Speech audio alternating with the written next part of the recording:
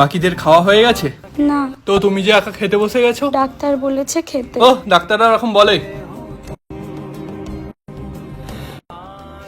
শুনছো? হ্যাঁ, কি হয়েছে? আমি কয়েকদিনের জন্য একটু বাবার বাড়ি যাব। মাকে গিয়ে জিজ্ঞাসা করো, আমি বলতে পারবো না। আমি কয়েকদিনের জন্য একটু বাবার বাড়ি যাব। কিসের বাপের বাড়ি? যা এখান থেকে। জামাটা কি সুন্দর দেখ। হ্যাঁ, জামাটা তো বেশ সুন্দর আছে। কি কানের কাছে কেসে যাচ্ছে তখন থেকে? যাও, উঠে গিয়ে পানিটা খাও না।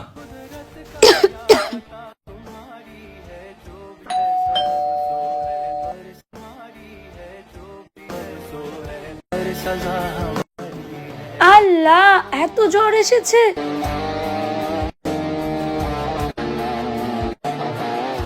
কোনো অসুবিধা হলে আমায় ডাকবে। টাইম মতো মেডিসিনটা খাইয়ে দেবে।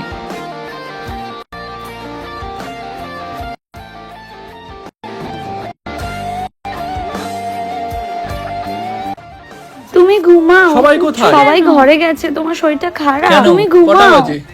4টে বাজে। 4টে বাজে? তুমি একা একা জেগে আছো? তো কি হয়েছে? তোমার শরীর খারাপ, আমি ঘুমাতে পারি তুমি কখনো? একা জেগে আছো কেন? তোমার শরীর খারাপ, আমি ছাড়া কে জাগবে? তোমার সেবায় আমি সুস্থ হয়ে উঠেছি। অসুস্থতায় পড়ে একটা জিনিস বুঝলাম, একটা সময় পরে স্ত্রীর চেয়ে আপন কেউ হয় না। কারোর জন্য কখনোই নিজের স্ত্রীকে কষ্ট দেওয়া উচিত নয়।